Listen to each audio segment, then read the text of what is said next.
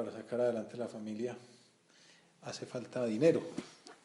Y para obtener ese dinero hay distintas maneras legales de conseguir el trabajo, que es como lo habitual para todos, constante, una herencia o un golpe de suerte, como la lotería, por ejemplo. El Señor conocía bien la mente de los que le escuchaban y entre sus últimas parábolas del reino estamos considerando el sermón de las parábolas y en concreto las que tienen que ver con el reino. Y en las finales están unas relacionadas con el mundo en el que aquellas personas que le escuchaban se movían. Una parábola es sobre el campo, había algunos agricultores. Otra sobre los negocios, los judíos siempre han sido buenos para mover plata. Y la última sobre la pesca, también habría un grupo de pescadores, ya que están ahí cerquita del lago de Genezaret. El reino de los cielos se parece a un tesoro escondido en el campo. El que lo encuentra lo vuelve a esconder. El sueño de hallar un tesoro inesperado tenía en Palestina una explicación. Y es que 6 siglos atrás, en el año 587 a.C., los habitantes de Judá fueron llevados al exilio. Un rey invasor vino, se los llevó para evitar las protestas, los amotinamientos.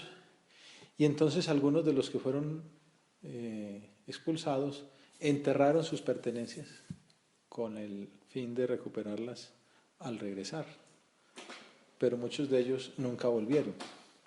Entonces había posibilidad de encontrarse por ahí alguna huaca de siglos pasados, ¿no? Unas ollas de oro, tal. Y entonces el Señor dice que había alguien por ahí que tenía un campo y empezó a cavar y encontró un tesoro. El que lo encuentra lo vuelve a esconder porque la tierra no era de él. Entonces, lleno de alegría, va a vender todo lo que tiene y compra el campo. Bueno, no entramos en el tema legal o ético de si tenía que haber dicho al dueño, etc. El caso es una historia, ¿no? No es verdad. El hombre compra el lote, pero el tesoro, la huaca que había ahí, era un don, un regalo. La parábola nos habla de la gratuidad de ese obsequio. Quizá unas semanas atrás podríamos pensar, otra persona habría acabado en el mismo sitio, pero suspendió sus labores a mitad de camino. Este comenzó donde el otro terminó y poco después encontró el obsequio que le cambió la vida. Ese tesoro del que el Señor habla es una parábola, es la vocación cristiana, la llamada que el Señor nos hace a ser santos, a la comunión con Él. Cuenta San José María en Amigos de Dios, donde narra esta parábola. Imaginad el gozo inmenso del afortunado que lo encuentra. Se terminaron las estrecheces, las angustias. Vende todo lo que posee y compra aquel campo. Todo su corazón late allí, donde esconde su riqueza. Ahí está todo el futuro, todo el cambio de su vida. Nuestro tesoro es Cristo. Tenemos un tesoro más importante que unas monedas de oro. No nos debe importar echar por la borda todo lo que sea estorbo para poder seguirle. Y la barca, sin ese lastre inútil, navegará derechamente hasta el puerto seguro del amor de Dios. Recuerda esa circunstancia de los viajes acuáticos, en los que cuando hay mucho problema, muchas lluvias, mucha tormenta, peligro de hundimiento, pues toca tirar por la borda todo lo que hay, las armas, los tesoros. Ahí lo que importa es la vida de los navegantes, ¿no? Que nos hace ver también que en este viaje de nuestra existencia lo importante no es lo accesorio, aunque a veces la vida nos haga pensar qué marca de carro tienes, qué cartera usas, qué reloj, qué marca, y no, pues marca la hora, ¿no? Pero no, a veces nos parece más importante pues una inicial, ¿no? Un color. el Señor nos hace ver lo importante es el tesoro, por lo cual vale la pena venderlo todo. Saquemos propósitos. Pensemos cuántos estorbos nos pide el Señor tirar por la borda para poder seguirle. Cada una de las circunstancias no se da cuenta. Tanto cuidar ese tesorito, de pronto no cuentamos. Una muñeca que trajo el niño Dios cuando tenía 5 años, ¿no? Un perrito eléctrico. Y pues sí, ya como que era para la próxima generación, pero como que sí, qué importancia tenía. O a veces no son cosas materiales, el prestigio,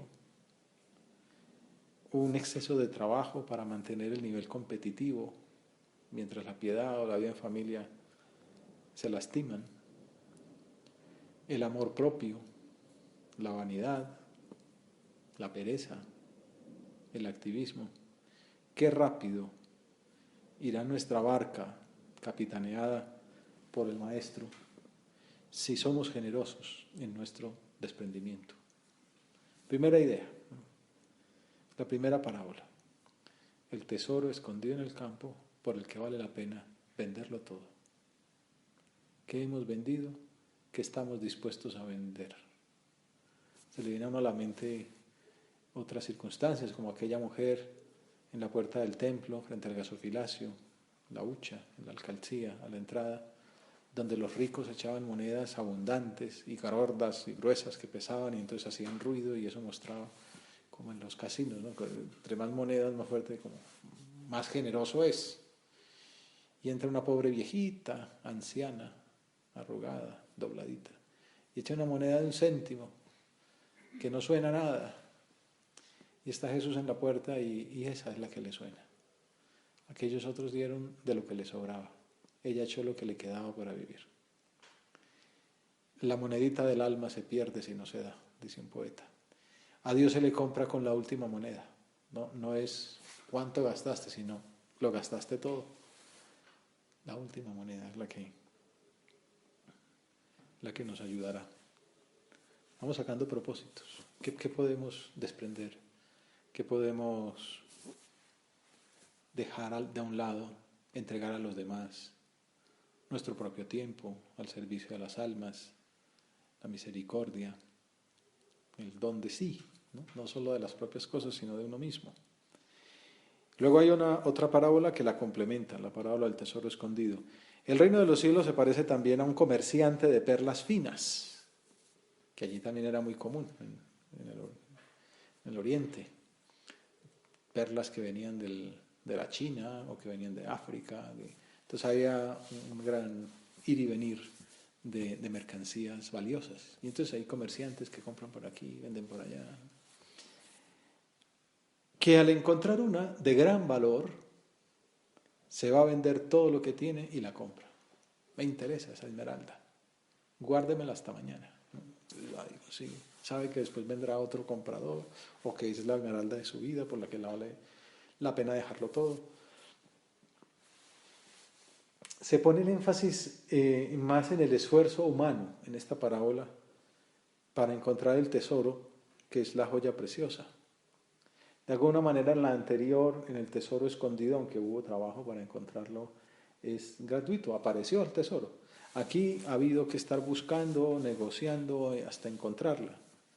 Una alhaja por la que vale la pena dejarlo todo. Una joya preciosa, el tesoro.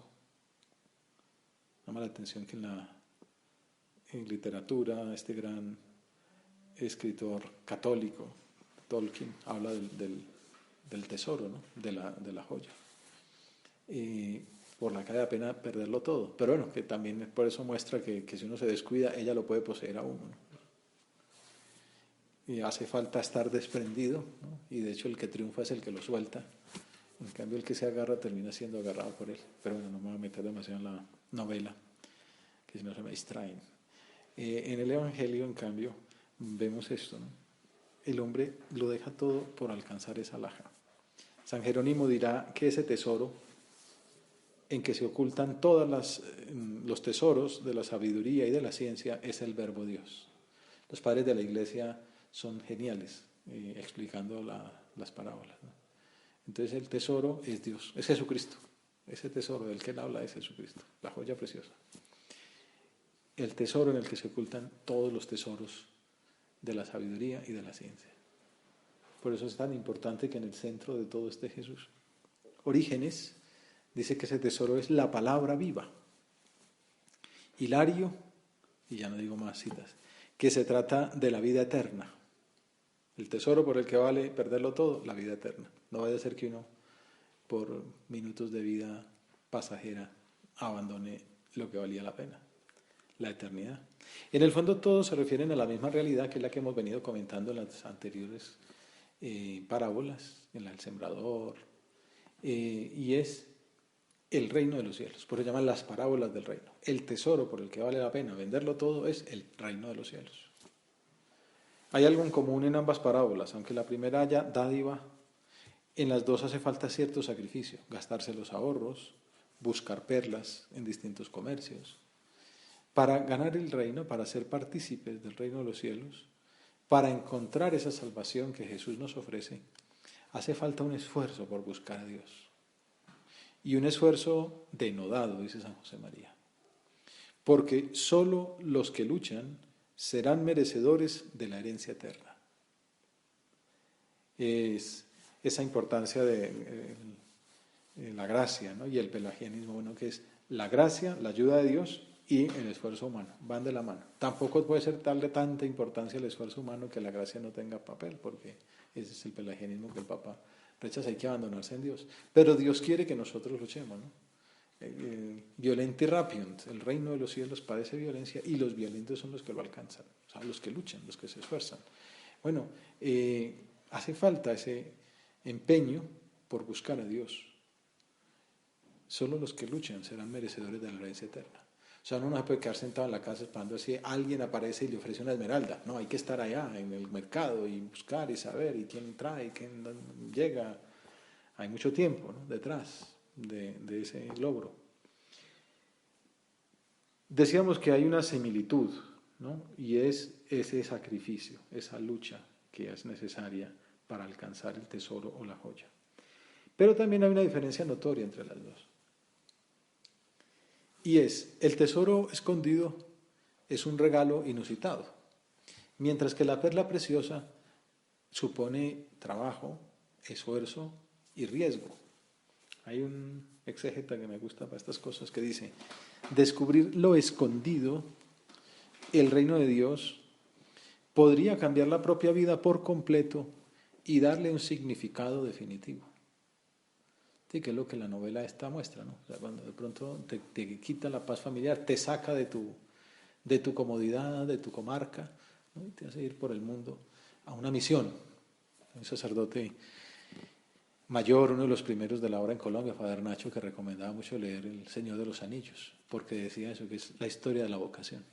Dios te da una misión y hay que gastar la vida en cumplirla. Es una buena lectura de esa novela. Bueno, descubrir lo escondido puede cambiar la vida por completo y darle un significado distinto, definitivo.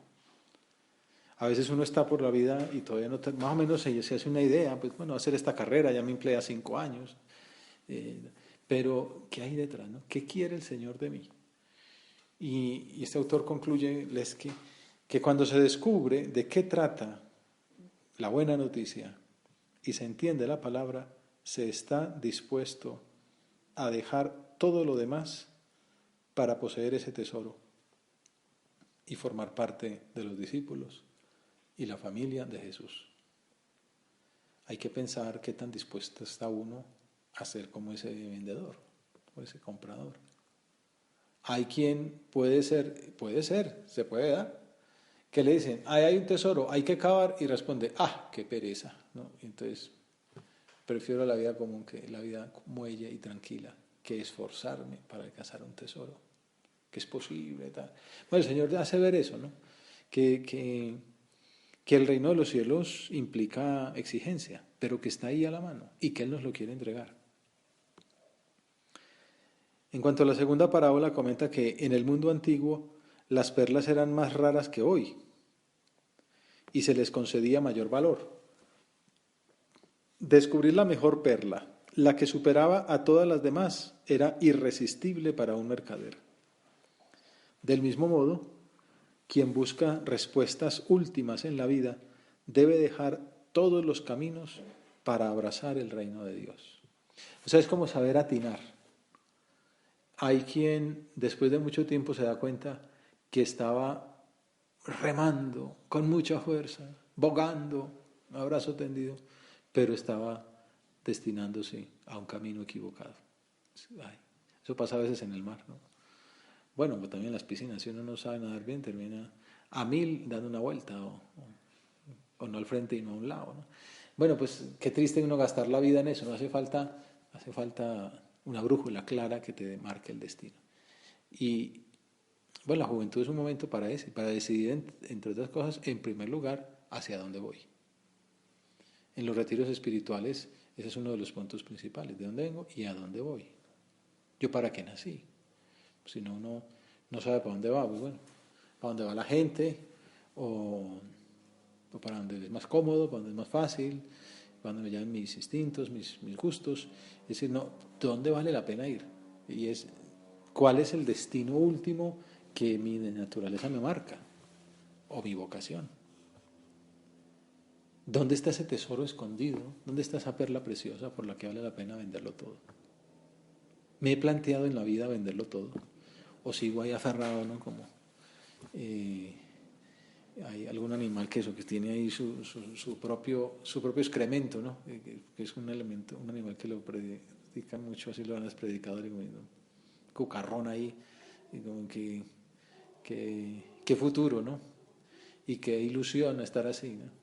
Pues no, uno tiene que ser como el águila que vuela, que contempla el sol de hito en hito, que tiene unas aspiraciones amplias, grandes, lejanas, que se plantea horizontes grandes, ¿no? El mundo entero, la humanidad, cambiar el mundo, dejar huella. Esta mañana leíamos un texto del Papa Francisco, la JMJ en Cracovia, salir del sofá y salir a la calle a dejar huella.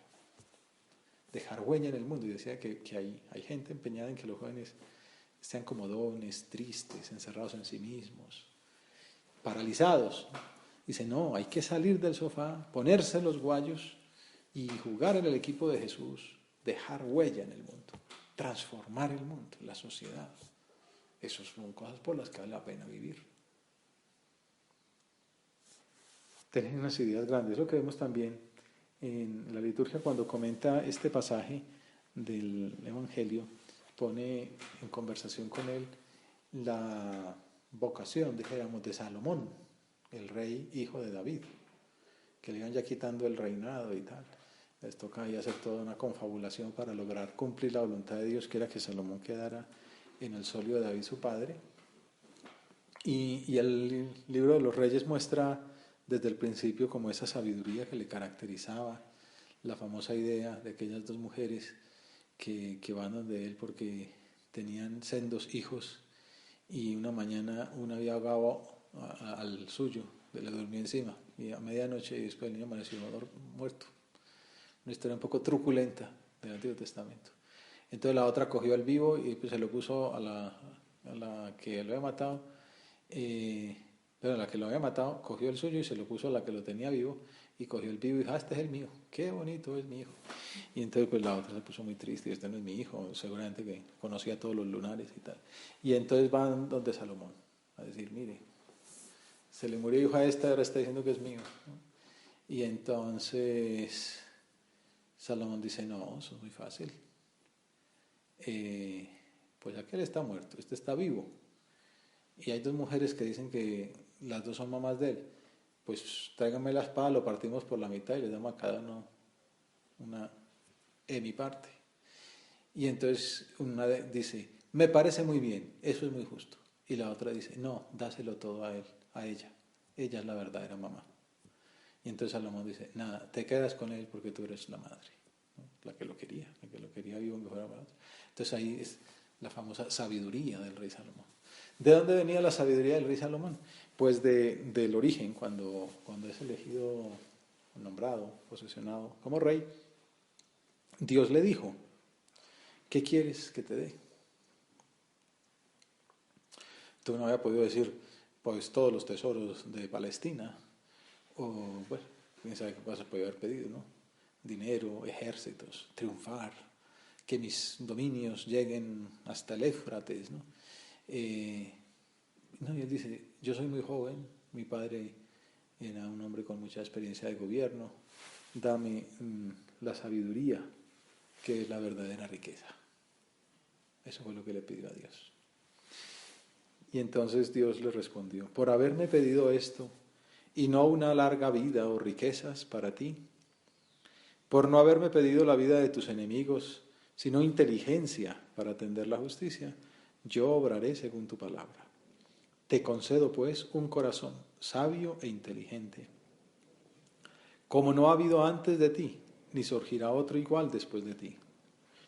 Y además te concedo también aquello que no has pedido, riquezas y gloria mayores que la de ningún otro rey mientras vivas. Está mal el negocio. Bueno, luego él más adelante se descuidó y a pesar de tanta sabiduría terminó metiendo la pata, como para que uno aprenda que hay que estar ahí día tras día al pie del cañón, porque si no, hasta de viejito, pues no, entonces hay que estar ahí luchando precisamente para no desviarse. Pero el Señor alaba esa elección, ¿no? Esa petición, dame sabiduría. Y el Salmo Santo 118 nos ayuda a entender en qué sentido puede entenderse esa petición que nosotros hacemos propia. Señor, te pedimos también que nos hagas sabios, porque bastante falta nos hace, ¿no? No seremos reyes de ningún pueblo, pero bueno, al menos para dirigir este pequeño pueblo en mi propia vida también es necesario que me des prudencia, ¿no?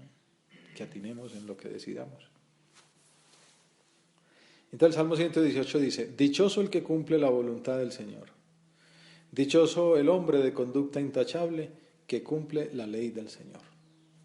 La sabiduría es hacer caso a lo que Dios nos propone, cumplir la palabra de Dios.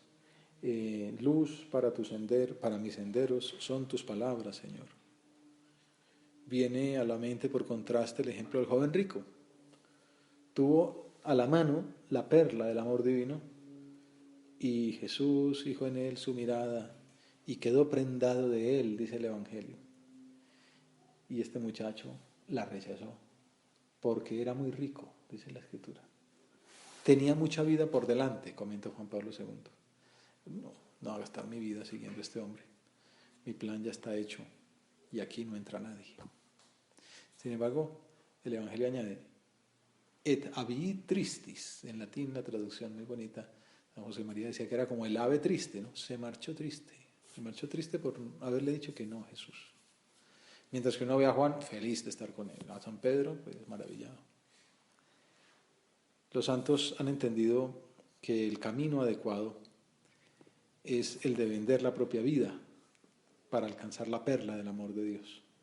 Y tengo aquí un apunte íntimo de San José María, muy bonito, de su vida interior, ¿no? De lo que él hablaba con Dios, de lo que experimentaba en relación con el Señor.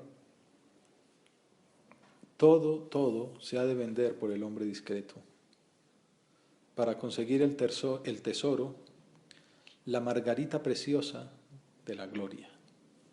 O sea, la perla no es una esmeralda que la va a robar un ladrón, ¿no? La perla que vale la pena es la gloria eterna. La gloria para mí es el amor, es Jesús, y con él el Padre, mi Padre, y el Espíritu Santo, mi santificador. He considerado lo más hermoso y grande y atractivo del mundo. Piensa tú, ¿qué es para ti lo más atractivo del mundo? Alguien dirá que el mar, otro dirá que las montañas, otro que el arte, las obras del Perugino, la Capilla Sixtina, ¿no? Lo que place a la inteligencia y a las otras potencias. Y lo que es recreo de la carne y de los sentidos. Y el mundo. Y los otros mundos que brillan en la noche. Todo el universo. Y eso junto, con todas las locuras del corazón satisfechas, nada vale. Es nada y menos que nada. Al lado de este Dios mío, tesoro infinito, margarita preciosísima, humillado, hecho esclavo, Anonadado con forma de siervo en el portal donde quiso nacer, en el taller de José, en la pasión y en la muerte ignominiosa y en la locura de amor de la Sagrada Eucaristía. Margarita preciosísima, la joya, el tesoro escondido, la joya por la que vale la pena dar la vida. El reino de los cielos, concluye el Señor después de estas dos parábolas, se parece también a una red que echan en el mar y recoge toda clase de peces. El Señor ha empleado distintas labores para ejemplificar sus parábolas, los trabajos del campo, los trabajos del comercio, y ahora pasa para concluir a las faenas de pesca. Hace poco pude ver por primera vez el trabajo colectivo de la pesca marítima, que es muy bonito. Los pescadores madrugan, se levantan muy temprano, sobre todo cuando el agua está limpia, y entonces los peces buscan esa zona del mar. Los obreros avanzan todo lo que pueden mar adentro, hasta que el agua pues ya no los deja avanzar más, hasta que la tienen en los hombros, para tirar allá la red, bien adentro.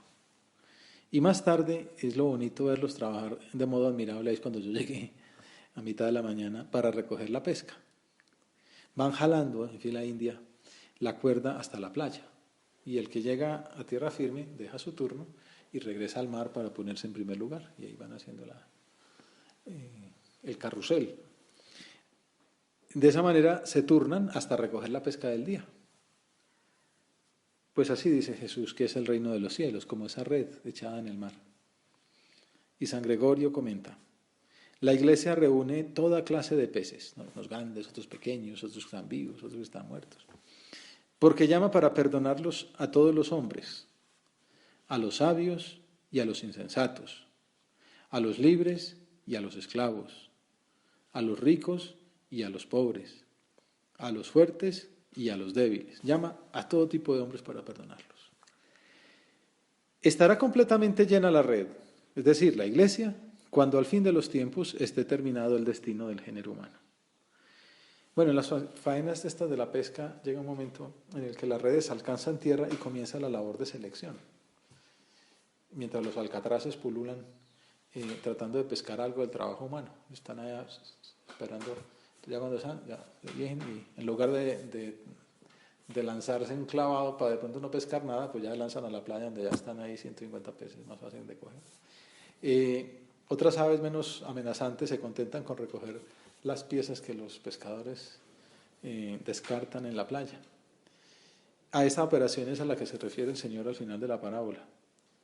Cuando está llena, la arrastran a la orilla, la red, se sientan y reúnen los buenos en cestos y los malos los tiran. Algunos al mar, otros los dejan ahí en la playa. Entonces vienen los pececitos, esos avecitas perezosas, y dicen, bueno, aquí está la comida. Lo mismo sucederá al final de los tiempos. Saldrán los ángeles, separarán a los malos de los buenos y los echarán al horno de fuego. Ya la parábola pasa a ser verdadera. Allí será el llanto y el rechinar de dientes. Antes hemos contemplado la parábola de la cizaña, ¿no? Que el Señor dice, déjenles crecer, y al final quemaremos la cizaña y el grano de trigo irá a donde corresponda.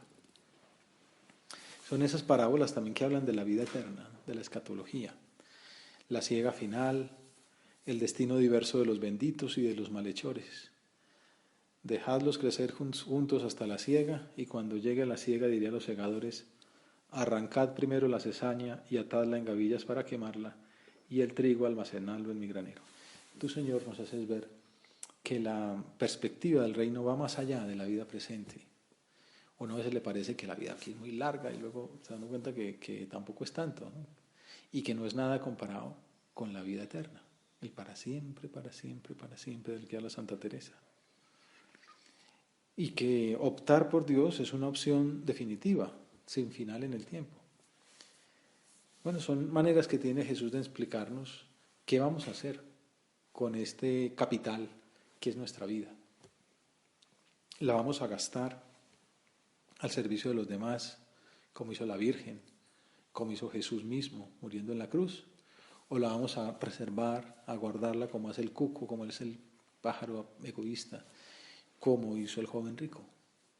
Bueno, es lo que el Señor nos invita a preguntarnos. Y podemos terminar esta oración retomando las parábolas del tesoro y de la perla que se identifican con Cristo, como lo hace Benedicto XVI, al mostrar que esa joya eterna es el amor para siempre del mismo Jesús. Dice el Papa alemán. Algunos teólogos recientes piensan que el fuego que arde y que a la vez salva es Cristo mismo, el juez y salvador. El encuentro con Él es el acto decisivo del juicio. Ante su mirada, toda falsedad se deshace. Eso también es bobada tratar de engañar en la confesión, así, en la dirección espiritual. Ante su mirada, toda falsedad se deshace. Él es la verdad. En el momento del juicio experimentamos y acogemos este predominio de su amor sobre todo el mal en el mundo y en nosotros. El mal hace mucho ruido, pero el bien es silencioso. Y lo bonito es que al final del juicio veremos el predominio del amor de Dios sobre todo el mal del mundo. Palabras que llenan de esperanza. En el mundo y en nosotros. El dolor del amor se convierte en nuestra salvación y nuestra alegría. Bueno, ahí hay una frase interesantísima para entender el sentido del dolor y el sufrimiento, pero ya nos acabó el tiempo. El ejemplo y la intercesión de María Santísima nos ayudarán para que nos decidamos a vender todas las perlas, con el fin de adquirir la margarita preciosísima que es el amor de Dios, el tesoro escondido por el que vale la pena dejarlo todo.